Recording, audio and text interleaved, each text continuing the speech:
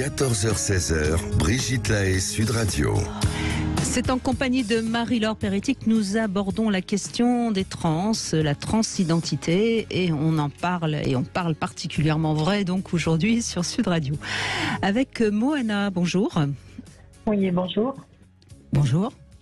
Alors justement, vous êtes trans, hein, c'est ça ? Oui, voilà, je suis ce qu'on appelle une femme trans. Enfin, voilà, je me dis pas que je suis trans tous les matins en me levant. Non, vraiment. Vous dites que vous êtes femme. Oui, et même plus généralement, voilà, un être humain, une être humain, je me pose pas forcément la question en binarité masculin, féminin. Moi, c'est intéressant ce que vous dites. C'est-à-dire que au fond, c'est pas la revendication d'être une femme, c'est ne plus avoir envie d'être un homme. C'est ça ? Oui, et puis je pense que pour être heureuse, il faut être soi-même, authentique. Dans la vie, c'est un des secrets du bonheur, être soi-même. Moi, c'est un petit peu comme si dans la société on nous préparait un costume un costume de base, et moi je me suis fait un costume sur mesure, une vie sur mesure. Et dans le sens où j'étais très malheureuse quand j'étais en garçon. Et maintenant que j'ai une apparence féminine, que je me maquille, que je m'habille, j'ai un épanouissement qui est beaucoup plus grand. Je cherche pas des choses très compliquées dans ma tête, des explications très compliquées à pourquoi je me sens femme ou autre.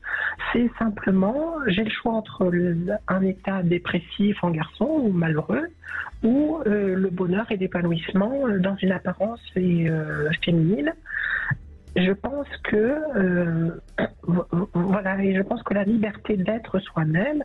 Alors sur le transsexualisme, c'est une chose, le genre, mais de la même manière, que quelqu'un ait envie d'avoir les cheveux verts, roses, un piercing, un tatouage. Moi, je suis assez. Non, Moana, c'est pas possible. Où est-ce qu'on va ? Finalement, vous mettez en avant quelque chose d'assez fondamental, enfin très. C'est l'être humain. Finalement, vous dites, je suis un être humain. Et puis voilà, et c'est très bien comme ça. Et je ne fais de mal à personne. Enfin, j'essaye, du moins, de ne faire de mal à personne. Donc, je pense que... Et puis, selon les cultures, on en parlait, j'en parle souvent de cet exemple-là. Louis XIV se poudrait le visage, se maquillait, mettait des bas de soie. Selon les époques, le genre féminin aujourd'hui ou masculin, ou les attributs, l'extérieur, change beaucoup. Louis XIV avait des cheveux longs. Oui, mais même sur les couleurs, aujourd'hui c'est le rose pour les petites filles et le bleu pour les garçons, alors que c'était l'inverse il y a 3 siècles ou 4 siècles. Oui. Et alors moi, j'aime bien plus que transsexuel, transgenre, ces mots-là, moi je reste un peu sur mon groupe favori qui est Indochine, qui avait sorti dans les années 80, Troisième sexe. Oui.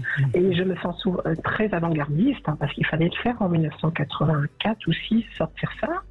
Et moi, d'ailleurs, ça a été une révélation, cette chanson, je me suis dit, mais je me sens du troisième sexe.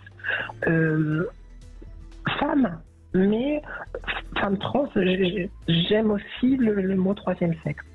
Troisième genre. Après, je pense, comme j'écoutais la présentation de la psychologue très intéressante, qu'il y a un mystère qu'on ne connaît pas. On ne connaît pas tout en science aujourd'hui, en 2023. Il y a peut-être quelque chose de mystérieux. Peut-être que quand ma mère m'a portée, quand j'ai été enceinte, j'ai eu plus d'hormones ceci, plus d'hormones cela, un déficit, quelque chose. Peut-être que il y a peut-être un mystère. Pourquoi des gens sont comme moi, ne se sentent pas bien dans le genre de naissance, mais c'est bien qu'il y ait aussi un mystère. Alors moi, je voulais rajouter que j'ai de la chance parce que je suis photographe, je suis artiste photographe, je fais de la musique aussi, et dans ce milieu artistique, Bowie, c'est Travesti, Nicolas Sirkis d'Indochine, Robert Smith de The Cure, il y a toujours eu, c'est un milieu où on peut jouer avec les codes aussi pour dans une plus grande liberté que si j'étais banquière dans une banque ou assureuse. Voilà. C'est sûr qu'il y a des métiers où c'est plus facile de changer d'apparence sexuelle que dans d'autres. Parfois, oui. Parfois, on se dit aussi qu'il y a des milieux qui sont a priori tolérants et puis en fait, pas forcément. Donc, vous voyez, c'est Moana, votre prénom ? Moana, oui. Ben, vous, en tout cas, vous démontrez superbement que ce que vous pouvez être, qui vous pouvez être. Et c'est vrai que alors j'anticipe peut-être des appels. Mais excusez-moi, Moana, vous connaissez mon franc langage, hein, Moana. Oui. Vous voyez, moi je vous entends, je vous sens tout à fait normal. Voilà, vous exprimez correctement, etc. Mais il m'arrive parfois d'avoir des personnes du troisième sexe, hein, pour reprendre votre expression, qui sont quand même un peu dans un délire. Et je crois que c'est ça qui vous nuit beaucoup. Vous voyez, et c'est peut-être là où il faudrait, enfin, vous voyez ce que je veux dire. Oui, pardon, bien sûr. Non, je comprends très bien.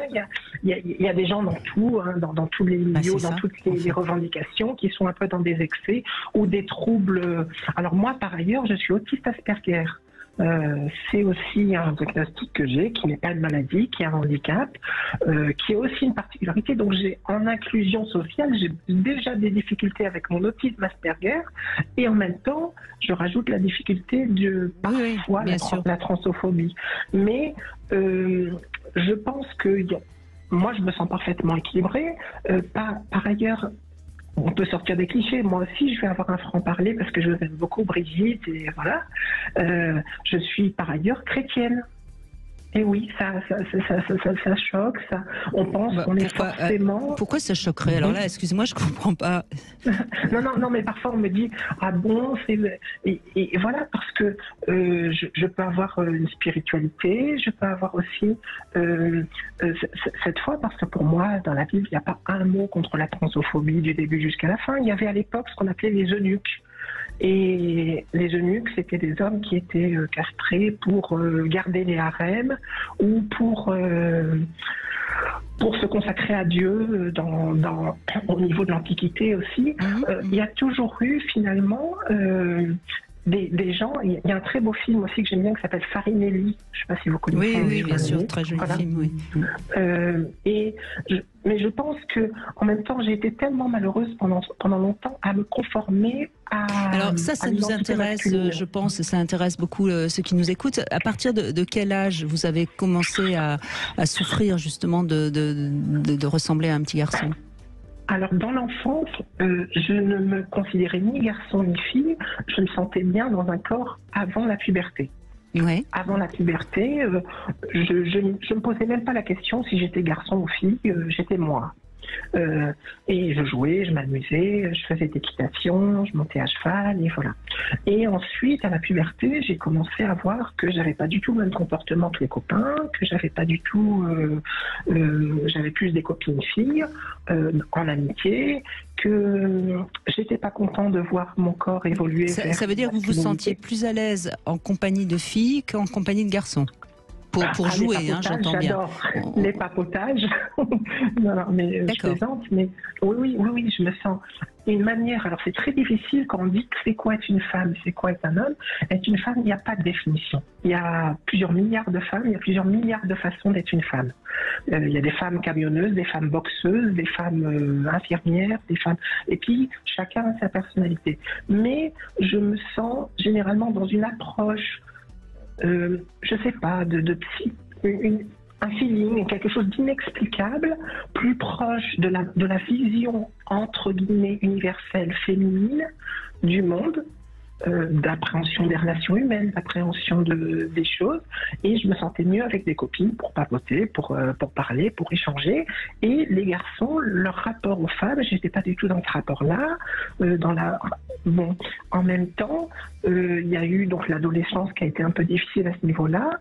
Je me demandais, on me disait, mais est-ce que tu es homosexuel? On me posait des questions. Est-ce que tu es homo à l'école, au lycée? J'ai dit non, je suis pas, je sais pas, je me posais pas toutes ces questions. C'est les interrogations des autres que j'absorbais et qui me donnaient leurs interrogations. Ça veut dire que vous aviez un comportement qui quelque part dérangeait votre entourage parce que vous n'étiez pas dans la bonne... Enfin, c'était pas cohérent, quoi. Oui, j'ai essayé de sortir avec des filles. C'était quasiment toujours la même chose. C'est soit t'es trop gentil, j'ai pas d'attirance pour toi, ou t'es pas un vrai mec. Combien de fois j'ai entendu de la part de filles, t'es pas un vrai mec, t'es pas un vrai homme. Voilà, ça je l'ai entendu énormément. Je t'aime bien, t'es super sympa, mais t'es pas un vrai homme. On va continuer à suivre votre parcours parce que je crois que ça intéresse beaucoup ceux qui nous écoutent. Moana, merci en tout cas d'avoir pris la parole. On se retrouve dans un instant et puis ensuite on accueillera notre Sexy News Fleur Chérie. Et si vous avez envie de poser des questions à Marie-Laure Peretti, profitez-en puisqu'elle connaît bien le sujet.